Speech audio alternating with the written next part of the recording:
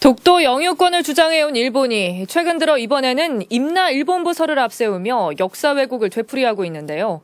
광개토대왕 비문을 아전인수격으로 해석한 이 임나 일본 부설과 연관된 유적이 울산에 있어 주목됩니다. 이준흠 기자입니다. 최근 임나 일본 부설을 정부 홈페이지에 올리고 중학교 교과서에도 게재하고 나선 일본. 임나는 가야 지역을 말하는데 광개토 대왕비에 적힌 비문 등을 바탕으로 과거 일본이 백제와 신라, 가야 일부 지역을 통치했다는 주장입니다. 왜가 10여 년의 바다를 건너 백제와 신라를 격파하고 신민으로 삼았다는 겁니다. 이에 대해 민족사학자 정인보 선생은 고구려를 주어로 왜가 10여 년에 오자 고구려가 바다를 건너 백제와 왜연합군을 쳐부수고 신라를 신민으로 삼았다고 반박했습니다. 일본 내에서도 해석상의 문제점에다 비문 조작 논란까지 지적됐지만 일본 정부와 우익 교과서는 여전히 억지 논리를 펼치고 있습니다. 울주군 웅천면 정족산 산자락의 은현리 적석총. 돌을 쌓아 만든 거대한 무덤으로 당시 흙으로 봉분을 만들던 한반도 남쪽 지역에서는 찾아보기가 힘든 형태입니다.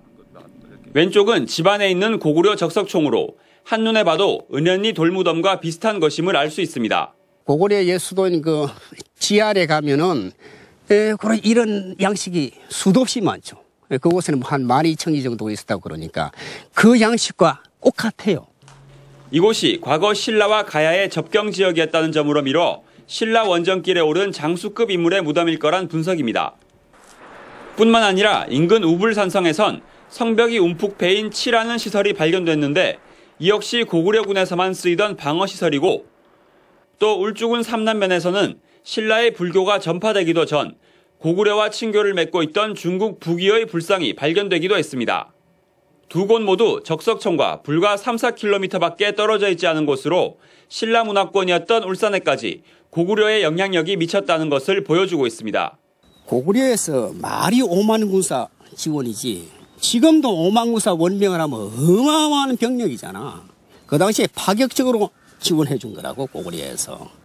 광개토 대왕 비문과 적석총은 당시 백제와 왜가 손잡고 신라를 협공했으나 곧바로 고구려 원군에 퇴치돼 지배력을 유지하지 못했음을 보여주는 증거입니다.